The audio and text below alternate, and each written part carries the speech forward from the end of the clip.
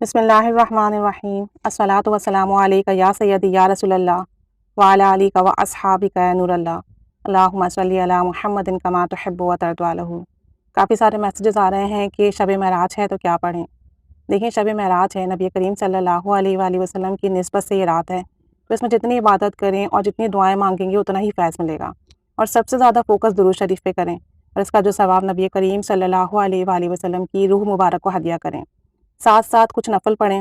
نفل پڑھ کر آپ صلی اللہ علیہ وسلم کی روح مبارک کو ہدیہ کریں، نفل حاجات پڑھیں، توبہ کے نفل پڑھیں کہ اللہ تعالیٰ اس رات کے صدقے سے ہمارے گناہوں کو معاف فرما دے، نفل حاجات پڑھیں کہ اللہ تعالیٰ اس رات کے صدقے سے ہماری حاجات پوری فرما دے۔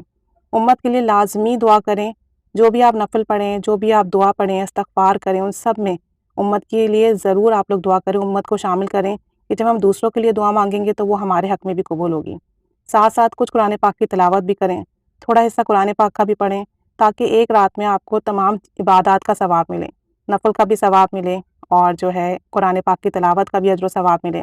ساتھ ساتھ درود و سلام پر آپ نے بہت فوکس رکھنا ہے، کیونکہ یہ رات نبی کریم صلی اللہ علیہ وآلہ وسلم سے نسبت رکھتی ہے، تو اس میں جتنا زیادہ درود شریف پڑھیں گے اتنا زیادہ فیض ملے گا۔ بادب ہو کر پڑھیے گا، باوضو ہو کر پڑھیے گا، توجہ دھیان سے پڑھیے گا، اور جب رات کی ساری عبادت کر لیں تو اس کا جو ثواب نبی پاک صلی اللہ علیہ وسلم کی روح مبارک کو ہدیہ کیجیے گا، اور پھر اپنے لیے، اپنے گھر والوں کے لیے